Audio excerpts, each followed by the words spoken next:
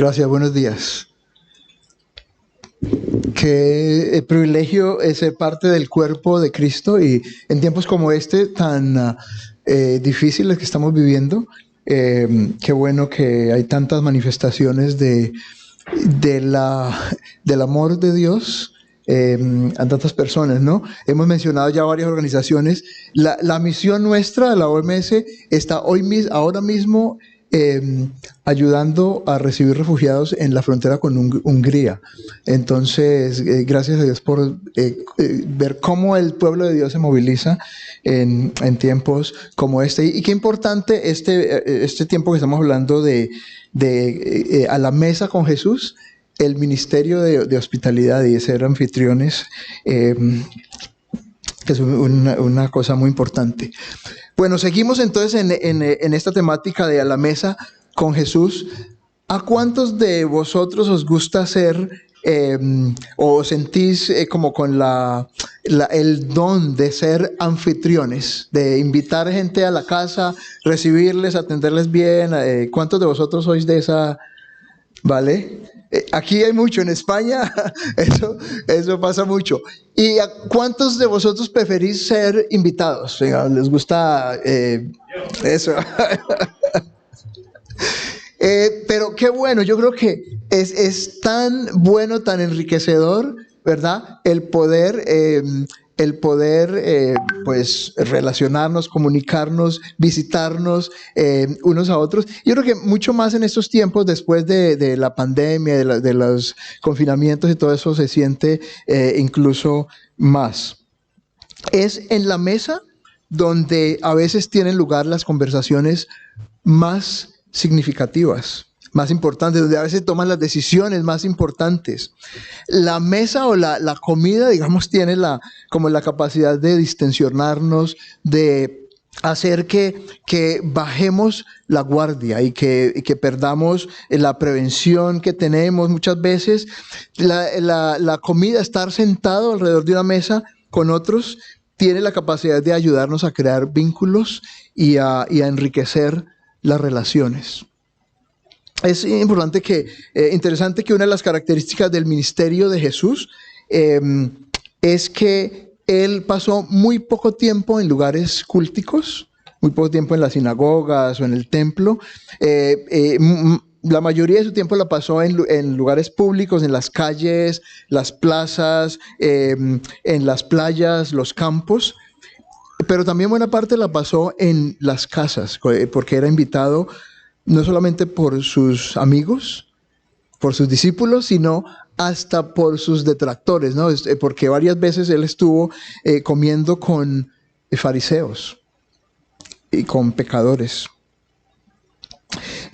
Cuando uno mira el Evangelio de Lucas, buena parte del ministerio de Jesús se da mientras Jesús viaja de Galilea, del norte de Israel, hacia Jerusalén, la ciudad santa y el lugar santo, el templo. Y entonces dice Lucas que en el capítulo 9 que Jesús afirmó, sabiendo que el tiempo se llegaba, afirmó su rostro para ir a Jerusalén. Entonces había como un ritmo de caminar, de viajar en el día, de enseñar a las multitudes, sanar personas y de comer por la noche con discípulos y con quien lo invitaba. Y la primera parada en este viaje de Jesús, la primera parada que por lo menos registra Lucas es Jesús llegando a un pueblo llamado Betania, pueblo cercano a Jerusalén, a la casa de Marta y María, que eran amigas de Jesús, las hermanas de Lázaro, a quien Jesús había resucitado. No está claro si esta visita se dio antes de la resurrección de Lázaro o después de la resurrección de Lázaro. Lo cierto es que había una relación especial entre Jesús y esta familia. Juan nos dice que Jesús los amaba. Y vamos a leer nuestro pasaje en Lucas, que es Lucas 10, el capítulo 10, versículo 38 en adelante, que está ahí. Dice así: aconteció que yendo de camino, esto es Jesús y sus discípulos, entró en una aldea y una mujer llamada Marta le recibió en su casa. Esta tenía una hermana que se llamaba María, la cual sentándose a los pies de Jesús oía su palabra. Pero Marta se preocupaba mucho con muchos quehaceres y acercándose dijo: Señor, ¿no te da cuidado que mi hermana me deje servir sola? Dile pues que me ayude. Respondiendo Jesús le dijo: Marta, Marta, afanada y turbada estás con muchas cosas, pero una sola cosa es necesaria, y María ha escogido la buena parte, la cual no le será quitada. Pero tampoco es claro si Jesús estaba solo en esta visita o estaba con los discípulos.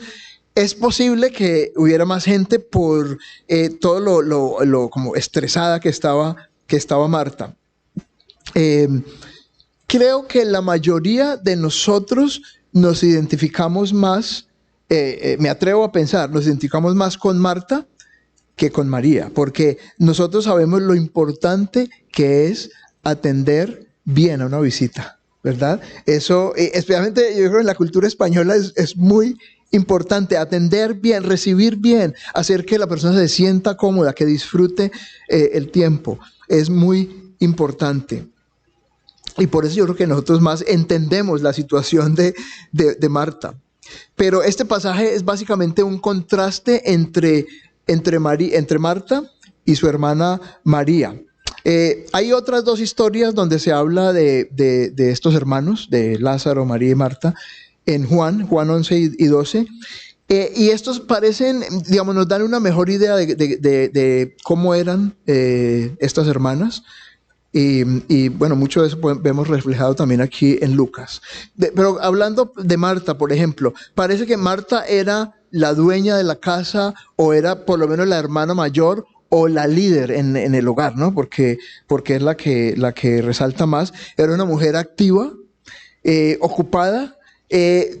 Una de las personas que yo creo que no se podía quedar quieta, era como medio hiperactiva, yo creo, Marta. Tenía, parece ser, cualidades culinarias, porque en Juan también dice que ella estaba sirviendo a Jesús. Entonces parece que era una buena anfitriona, le gustaba tener invitados en su casa, tenía un espíritu y un don de servicio. Sí, era una persona muy servicial y muy activa en esto del servicio. Ahora, Lucas menciona tres cosas de Marta. En primer lugar dice que Marta estaba distraída. Algunas versiones lo dicen, y la versión que leímos dicen que estaba preocupada, pero la idea aquí es más que estaba distraída, estaba dando vueltas, estaba demasiado ocupada atendiendo muchas cosas a la vez. Estaba haciendo multitasking, ¿no? Multitareas. Como buena anfitriona, era obvio que Marta estaba haciendo un esfuerzo grande por atender a semejante invitado como Jesús de la mejor manera. Había comprado seguramente la mejor comida, había puesto el mejor mantel, sacado esa vajilla fina que solamente se usaba en lugares, en ocasiones especiales.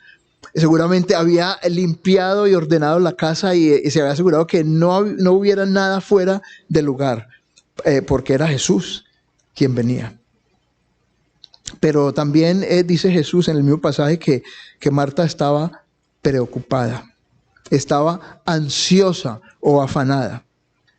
Seguramente Marta estaba empeñada en quedar bien, en causar una buena impresión en el maestro. Y por eso estaba preocupada y ansiosa en caso de que hubiera algo que se saliera del orden que ella tenía establecido en su cabeza, en caso de que algo no saliera bien como ella estaba procurando. También Jesús dice que estaba molesta, estaba turbada o alarmada, quizás no satisfecha, y obviamente su molestia era con su hermana María, porque la había dejado haciendo sola las cosas, porque no hacía lo que se esperaría que María hiciera en una ocasión como esta, que era ayudarla. Y hay como una progresión en estas cosas, ¿no? Está tiene muchas cosas que atender, está muy distraída, muy dispersa, y por eso mismo está preocupada, pero esa preocupación llega incluso a causarle enfado. Y este es el estado en el que está Marta. Ahora, cuando yo leo una descripción como esta, la impresión que me da es que María está viviendo en el siglo XXI, no allá 2000 años atrás, porque es muy familiar todo lo que dice Marta, porque la sociedad en la que nosotros vivimos es así, es una sociedad donde todos estamos ocupados y muy distraídos, y estamos preocupados y tenemos muchas cosas en la cabeza que resolver. Por ejemplo, hay una estadística reciente que dice que hoy en día andamos el 10% más rápido de lo que andábamos hace 10 años. Hay otra estadística, un estudio que dice que 7 de 10 personas, y esto no sé precisamente dónde fue que se hizo, tal vez en el Reino Unido, 7 de cada 10 personas están tan ocupadas, están demasiado ocupadas para vivir la vida bien. Somos una sociedad ocupada, profundamente ocupada, pero también vivimos profundamente distraídos. Solamente pensar en esto. Toda la invasión o la irrupción del internet en nuestras vidas, en nuestras casas, de las redes sociales. El énfasis en el entretenimiento que hay. Hoy en día todo es entretenimiento, hasta el deporte es un entretenimiento. La sobredosis de información, y yo no he seguido con esto. La sobredosis de información que hay, por ejemplo, en estos días del conflicto en Ucrania, no importa a qué hora ponemos el televisor y siempre hay cubrimiento de lo que está pasando en Ucrania. Los expertos dicen que el volumen de información que nosotros recibimos es muchísimo superior, muy superior al volumen de información que nuestro cerebro puede procesar.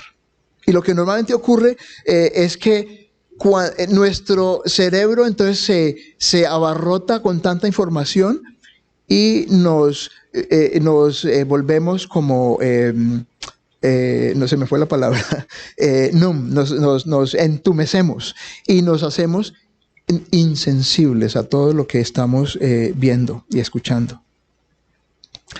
Pero también hay preocupaciones de la vida. Con la familia, las finanzas, la salud, el trabajo, el futuro, la política, tantas preocupaciones. Entonces, todas estas cosas contribuyen a que vivamos vidas distraídas. Y yo estoy convencido que una de las estrategias que usa el diablo para mantenernos alejados de Dios es el mantenernos ocupados y mantenernos distraídos. Dice un autor que nosotros no solamente somos víctimas de la ocupación y de la distracción, pero que también somos adictos a la ocupación y a la distracción. El propósito de la distracción es prevenir que no nos miremos a nosotros mismos, que no miremos a nuestra realidad y que no pensemos en las cosas eternas. Hay un hombre que dijo lo siguiente, y es la cita que está ahí. El apetito humano para la distracción ha sido voraz en cada época, porque la distracción nos ofrece un escape fácil del silencio y la soledad, por los cuales nos hacemos conscientes de nuestra finitud, de nuestra mortalidad inescapable y de cuán distante está Dios de todos nuestros deseos, esperanzas y placeres. Ahora, estas palabras fueron dichas por un hombre, un matemático conocido, Blaise Pascal, un matemático del siglo XVII. Y está diciendo esto como si lo estuviera diciendo hoy. Los seres humanos nos resistimos a la soledad y al silencio, porque no queremos pensar en lo trascendental, no queremos examinar nuestra vida.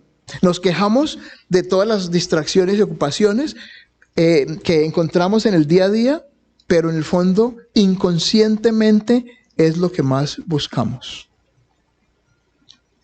Las distracciones nos alejan, nos desconectan de la comunión con Dios, de la relación, de la presencia de Dios. Las distracciones nos hacen perder nuestra vista, nuestra perspectiva de las cosas eternas y opacan el sentido de nuestra esperanza en Dios.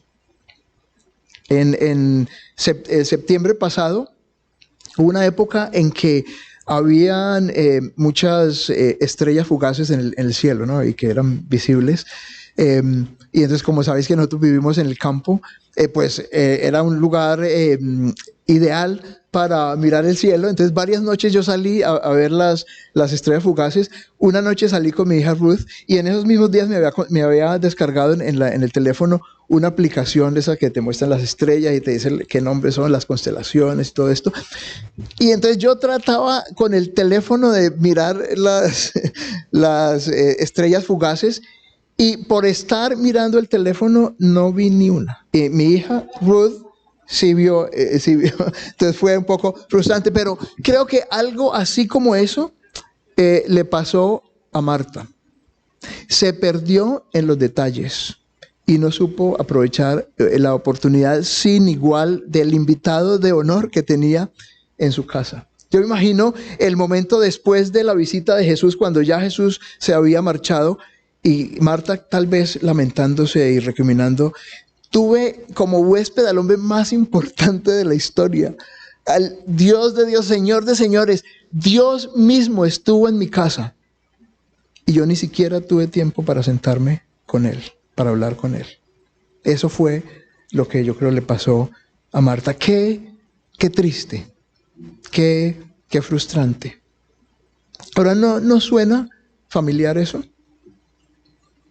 A veces pasan los días, o por lo menos a mí me pasa, que siento que me pasan los días, las semanas, los meses, los años, y siento que voy por la vida dando vueltas sin ir a ningún lado. Que desaprovecho las oportunidades que me ofrece el Señor, que desaprovecho, desoigo, desatiendo sus invitaciones insistentes a la cercanía y a la comunión con Él.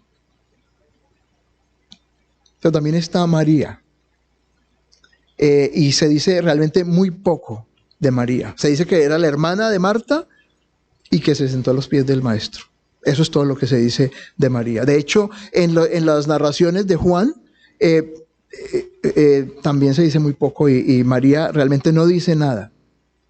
Pero llama mucho la atención me llamó mucho la atención una cosa, y es que en 3 ocasiones, las 3 historias, la de Lucas, que estamos mirando, y en Juan 11 y Juan 12, donde se menciona esta familia, en las 3 ocasiones que se menciona María, en el Nuevo Testamento hay una conexión entre María y los pies de Jesús. Es algo raro, pero ahí está la conexión. Por ejemplo, aquí en Lucas dice que María se sentó a los pies de Jesús. Luego en Lucas 11, cuando se narra la resurrección de Lázaro, se dice que cuando María se enteró que Jesús venía, salió a su encuentro, y cuando llegó donde estaba Jesús, se arrojó a sus pies. Y luego, un capítulo más adelante, en Juan 12, después de que Lázaro había sido resucitado por Jesús, entonces le hacen como un banquete a Jesús, y adivinen qué estaba haciendo Marta. Marta estaba sirviendo, como tan solo Marta lo sabía hacer. Pero dice que María, que era yo creo como la impredecible aquí, María toma una libra de perfume de nardo que costaba mucho y ungió los pies de Jesús y secó sus pies con los cabellos. Ahora, estar a los pies de Jesús era, yo creo, muy significativo para María. Estar a los pies de Jesús puede significar varias cosas. Puede significar discipulado, así como estaba María en el pasaje que estamos leyendo. En la antigüedad, los discípulos se sentaban a los pies de su maestro para aprender. El Nuevo Testamento dice que Pablo fue enseñado de Gamaliel y aprendió a sus pies. Y Gamaliel era un fariseo importante y doctor en la ley. Y Pablo aprendió a los pies de Gamaliel.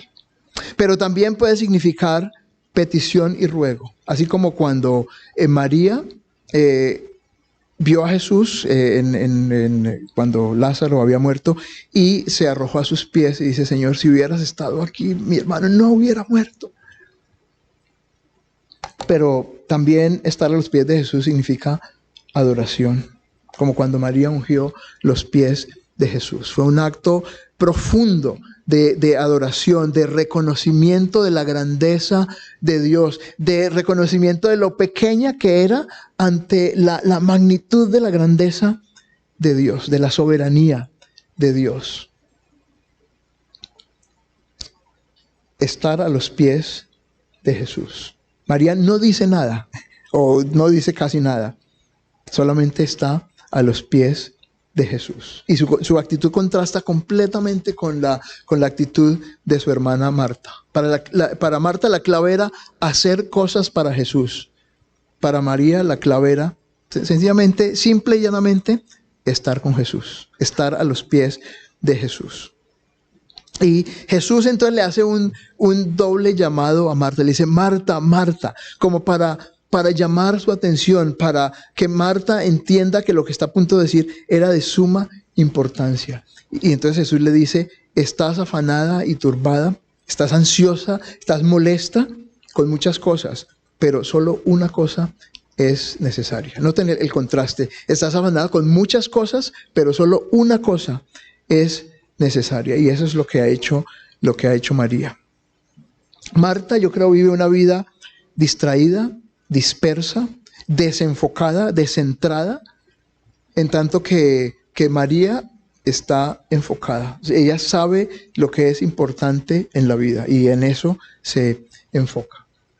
Yo creo que esa es como cristianos, esa es la disyuntiva que tenemos nosotros. Vivir vidas desenfocadas, descentradas, en medio de la locura que es el mundo en que vivimos, la sociedad en que vivimos, donde estamos corriendo de un lado para otro, a veces, muchas veces inevitablemente, muchas veces porque no lo buscamos nosotros mismos. O vivir así, o vivir vidas enfocadas en lo que realmente importa. Vivir vidas enfocadas en nuestra vida espiritual, en el llamado que Dios nos ha hecho, en las relaciones que tenemos alrededor nuestro. Vivir vidas enfocadas en Dios y en su palabra. Entre más distraídos estemos, más desplazados vamos a sentirnos espiritualmente.